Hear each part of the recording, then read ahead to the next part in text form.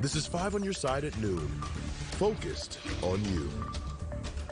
Right now at noon, weather alert continues with the extreme cold. After several days of clouds and snow showers, the sun is finally out, but we are still frigid. Thanks so much for being here at noon. I'm Kay Quinn. Light accumulations of snow last night made for a treacherous morning commute in some areas. And of course, single-digit temperatures and a steady wind haven't helped, but changes are on the way. Let's get to meteorologist Jim Castillo. He's in the Weather First Weather Center. Yeah, hi, Kay. So whatever snow fell last night, again, whether you had a quarter of an inch or an inch and a little bit more than that, it stuck and it blew around a little bit, and that was the big issue. And we're going to see another chance of that later this week. But hey, it's nice to see the sunshine out there. It's all over the place, and that snow's still on the ground, and we still have partially covered roads, and in some counties, still completely covered roadways. So do watch out for any slick spots out there, and that sunshine is going to melt it a little bit and then refreeze it tonight. So again, icy spots. But those temperatures, boy, lows this morning about 2 in St. Louis and Jefferson City about -4. We're at 10 now, and a west wind at 5 miles an hour, so it feels like -7. Current temperatures mainly single digits to around about 10, and then as we check those wind chills out, they're still below 0 in most areas. So bundle up as you're headed out, dress in layers, and of course the satellite radar shot, we're good for a couple of days, but coming up, I'll talk about this Arctic front that heads in our direction, and it's really Thursday when that happens, and a chance of snow in here. We'll talk about that coming up in just a bit. Okay, we'll see you in a few minutes. Thank you, Jim. Temperatures near 0 continue to take a toll on water pipes. The St. Charles City Hall is closed today because of freezing pipes and no heat. City officials say they have no timeline on when it will reopen. They'll announce an alternative location for this week's City Council meeting later.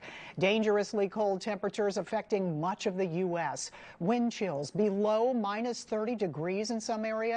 This is the scene in Chicago. Winter storms and frigid temperatures blamed on several deaths all around the country. Your Weather First forecast is always available, even when we're not on the air. Download the free 5+ streaming app on your Roku, Fire TV, or Apple TV. Just search KSDK in your app store. Right now, residents of a downtown St. Louis apartment complex are out of their homes because of broken water pipes.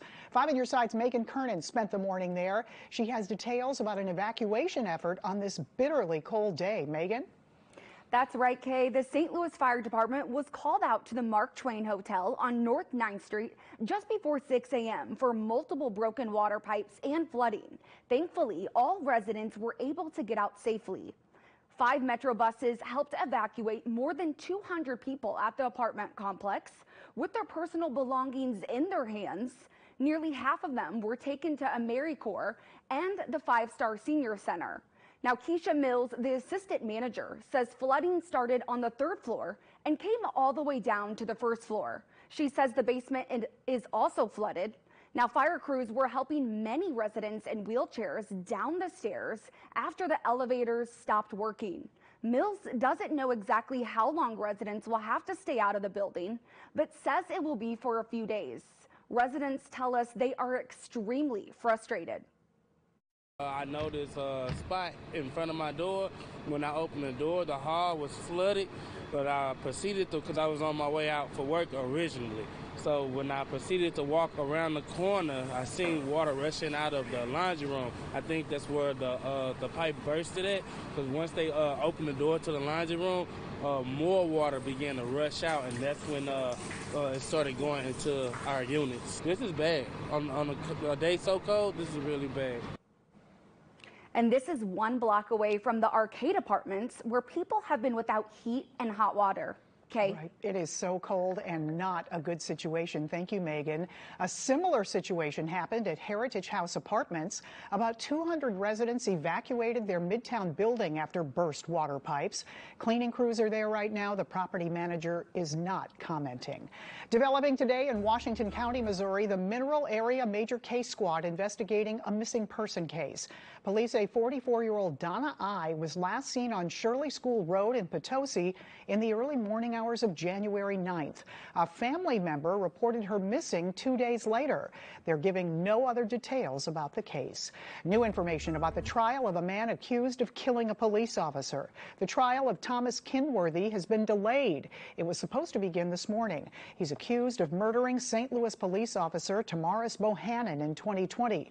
Police say Kinworthy barricaded himself inside a home in Tower Grove and shot at responding officers. The judge says a state lawyer is sick and defense witnesses are not available for the trial. That trial should resume in March or April. Firefighters still looking for a missing person who may have been inside this house. The fire started inside a home on Athlone in North St. Louis yesterday afternoon. An older woman got out safely, but we're told a person is still unaccounted for. A spokesman for the fire department says firefighters are on scene, but everything is frozen so hard that it's difficult for dogs to pick up a scent. They'll likely need to wait for things to thaw to search further. It's believed the fire started in the kitchen.